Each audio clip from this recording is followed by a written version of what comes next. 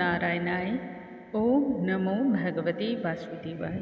नमस्कार दोस्तों, भगवान श्री हरि की कृपा आप पर तथा आपके समस्त परिवार पर सदा ही बनी रहे। आज के इस वीडियो में हम सुनेंगे वैशाख माह महात्म्य के 13वें अध्याय का पाठ। अभी तक आप सभी ने भगवान श्री हरि के अनेक पाठों का श्रवण किया और उनके परम धाम के विषय में जाना। श्री हरि की भक्ति के विषय में आप सभी ने अभी तक ज्ञान को प्राप्त किया है।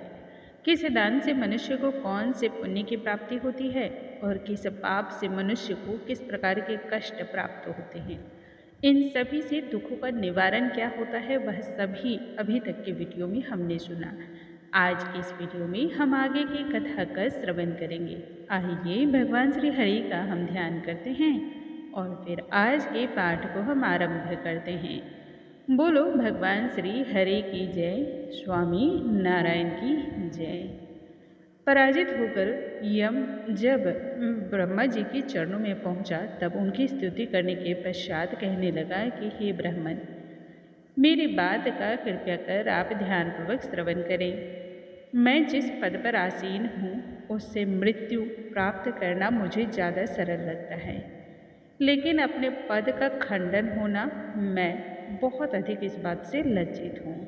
हे कमल पर आसीन ब्रह्मा जी, प्राणी को जिस काम पर भी नियुक्त किया जाए, यदि वह प्राणी सही और सुचारू रूप से अपने कार्यों को ना करता है अपितु वह अपने स्वामी के धन का उपयोग करता है, वह घुन के समान है। जो सेवक अपने राजा के वित्त को बिना कार्य के ही खाता रहता है वह 300 कल्पों तक नरक की यातनाओं को भुगतता है। जो निष्प्रिय होकर अपने स्वामी के कार्यों का सही और उचित संपादन नहीं करता वह घोर नरक को भोगता है और फिर कौवे की योनि में जन्म पाता है। यदि अपने कार्य में तत्पर रहकर भी स्वामी के कार्य को प्राणी नष्ट करता है तब वह 300 कल्पों तक चूहे की योनि में जन्म को पाता है। कार्यों में निपुणता और प्रबलता होने के बावजूद भी यदि कार्य करने के लिए वह सामर्थ्य अपने आप को नहीं दिखलाता, घर पर ही रह जाता है, तब वह बिल्ली की योनि में जन्म को पाता है। सो हे ब्राह्मण देव, मैंने आपकी आज्ञा का पूर्ण रूप से पालन किया है और प्रजा का अपने धर्मों के अनुरूप ही मैं पाप और पुण्य का निर्णय भी करता हूँ। पुण्य करने वाले प्राणी को पुण्य और पाप कर्म करने वाले प्राणी को पाप, यह उन्हें सजा और सुख दोनों ही देता हूँ। भली भांति विचार कर धर्म शास्त्र जानने वाले मुनियों द्वारा कल्प के आदि वर्तमान में जो यातनाएं हों वह मैंने दी। हे प्रभु, परंतु इस राजा के भय से पृथ्वी लोक के सभी मनुष्य वैशाख माह के संपूर्ण नियम, कर्तव्य और धर्मों का पालन करते हैं। सभी प्रजाओं ने धर्म, पितृत्व तथा पूजा, अग्नि, होम इत्यादि जैसे शुभ कर्म को छोड़ दिए हैं। योग सांख्यिकी का परित्याग किया है तथा वह तो इस प्रकार के कार्यों को करना भी नहीं चाहते हैं। वैशाख में किए वे धर्मों का पूर्ण रूप से पालन करते हैं और इसी का प्रभाव है कि जिसकी वजह से वो सभी विष्णु धाम को जाते हैं। वैशाख माह के इस धर्म के पालन की वजह से अब तो पृथ्वी पर कोई भी प्राणी शेष नहीं रह गया है। ये सभी बातें मेरे मन को और मस्तिष्क को अत्यधिक पीड़ा पहुंचाते हैं। मेरे लेख और पत्र को मिटाकर भार्या के पिता, पितामह आदि द्वारा जो भी धात्री आदि के गर्भ से उत्पन्न होने वाले सभी विष्णु धाम को चले जाते हैं। यदि कोई भी मनुष्य एक भी कर्म को करता है तब उसके फल को वही भुगतता है, परंतु सारे कुल में यदि कोई एक भी धर्मात्मा ऐसा होता है तो वह संपूर्ण पापों का नाश करता है, अपने कुल का उद्धार करता है। इसके प्रभाव से दोनों पक्षों की 26 पीढ़ियों तक का उद्धार हो जाता है। अपने भार्या के कुल और वर्ण संकर तक को पार लगा लेता है।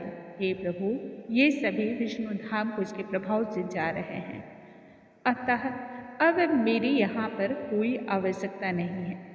मुझे इस पद की कोई अब ज़रूरत भी नहीं है। वैशाख के धर्म का पालन करके मुझे सभी ने त्याग दिया है। ये सभी प्राणी दिव्य देह धारण करके अपने 21 पीढ़ियों का उद्धार करते हुए वैकुंठ धाम को जाते हैं। ऐसी गति तो देवताओं को भी दुर्लभ है। यदि प्राणी पूरे जीवन भर भी तीर्थ यात्रा करता है, दान तप व्रत करता है, तब भी उसे इस प्रकार की गति की प्राप्ति नहीं होती है जो वैशाख के धर्मों का पालन करने से सहजता ही मिल जाती है। यदि प्राणी प्रातः काल स्नान कर ले और भगवान श्री हरि का पूजन कर ले तथा वैशाख महात्म्य का श्रवण कर ले, इतने मात्र से ही वह विष्णु लोक का अधिपति हो जाता है। हे ब्राह्मण, हे प्रभु, मधुसूदन भगवान के निवास करने से विद्ध कर्मी विकर्म रहते हैं और जो पवित्र हैं वे पवित्र ही रहते हैं। राजा की आज्ञा से वैशाख के कर्मों को करके सभी प्राणी धीरे धीरे वैकुंठ को जाते हैं। अतः यह राजा ही आज मेरा बहुत बड़ा शत्रु है। निसंदेह यदि यही प्रक्रिया चलती रही तो एक दिन संपूर्ण लोक जो है वह वैकुंठ धाम में ही प्रवेश कर जाएगा। इस तरह से हमारा और आपका यहाँ तो कोई कार्य ही नहीं रह जाएगा। आपके द्वारा दिया गया दंड और यह पट अब आपके चरणों में रखा है। इसे बिल्कुल उसी भांति समझना चाहिए जैसे ज्येष्ठ माह में सूर्य सभी प्राणियों को व्याकुल कर देता है, ठीक उसी तरह जो शत्रुओं को मार नहीं गिराता वह अपनी माता के गर्भ से वृथा ही पैदा हुआ है, उसे कुपुत्र ही जानना चाहिए। जिस प्रकार से बादल में बिजली चमकती है परंतु उसकी कीर्ति नहीं बढ़ती, जो प्राणी विद्या या बल के द्वारा अपने पिता का पाप से उद्धार नहीं करता, जो पुत्र अर्थ धर्म काम से सदा ही विमुख होता है, वह इस पृथ्वी पर सदा ही अधर्मी कहलाता है। हे ब्राह्मण, इस राजा ने जो कार्य किया वह आज तक तो मैंने पुराणों में भी नहीं सुन रखा है। ऐसा कोई राजा नहीं हुआ जो भगवान श्री हरि में इतना अधिक प्रीति रखता हो, जिसने पटमार्जन की इस तरह से घोषणा कर दी हो जिससे यमलोक में आने का मार्ग ही रुक गया हो। बोलो भगवान श्री हरि की जय, स्वामी नारायण की जय। दोस्तों, आज के इस वीडियो में हमने सुना वैशाख माह महात्म्य के 13वें अध्याय का पाठ। कल के वीडियो में हम आगे की कथाओं के साथ पुनः मिलेंगे। तब तक के लिए नमस्कार। हरे कृष्णा, राधे राधे।